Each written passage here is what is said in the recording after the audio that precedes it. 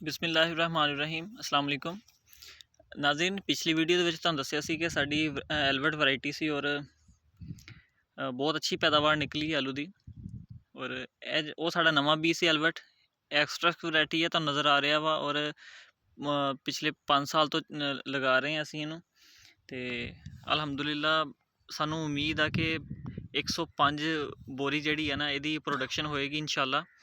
ਔਰ ਨਜ਼ਰ ਵੀ ਆ ਰਿਹਾ ਵਾ, ਉਹ ਤੁਹਾਨੂੰ ਦੂਰ ਲੇਬਰ ਲੱਗੀ ਨਜ਼ਰ ਆ ਰਹੀ ਆ, ਥੈਲੇ ਭਰ ਹੋ ਰਹੇ ਆ, ਤੇ ਅਸੀਂ ਹਲੇ ਢੇਰੀ ਕਰਵਾ ਰਹੇ ਹਾਂ। ਲੇਕਿਨ ਉਮੀਦ ਹੈ ਇਨਸ਼ਾਅੱਲਾ ਕਿ ਜਿਹੜੀ ਪੈਦਾਵਾਰ ਹੈ ਨਾ ਇਹਦੀ ਇਨਸ਼ਾਅੱਲਾ 105 ਬੋਰੀ ਦੀ ਆਏਗੀ, ਜਿਹੜੇ ਕਿ 210 ਥੈਲੇ ਬਣਦੇ ਆ।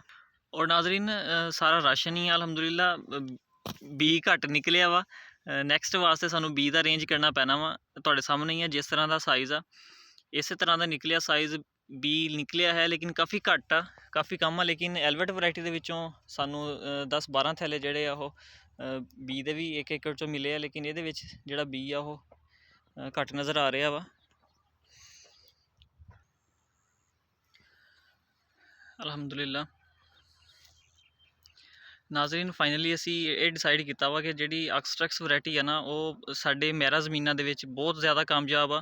ਅਸੀਂ ਪਿਛਲੇ 50 ਸਾਲਾਂ ਤੋਂ ਵੀ ਅਜ਼ਮਾ ਰਹੇ ਸੀ, ਲੇਕਿਨ ਇਸ ਦਫਾ ਸਾਨੂੰ ਐਲਵਰਟ ਨਾਲ ਔਰ ਇਸਮੀ ਵੈਰਾਈਟੀ ਦੇ ਨਾਲ ਸਾਨੂੰ ਇਹਦੇ 'ਚੋਂ ਜ਼ਿਆਦਾ ਪੈਦਾਵਾਰ ਨਜ਼ਰ ਆ ਰਹੀ ਹੈ। ਔਰ ਅਲਹਮਦੁਲਿਲਾ ਨੈਕਸਟ ਵੀਡੀਓ ਦੇ ਵਿੱਚ ਤੁਹਾਨੂੰ ਦੱਸਾਂਗੇ ਕਿ ਕਿੰਨੀ ਪੈਦਾਵਾਰ ਆਈ ਹੈ।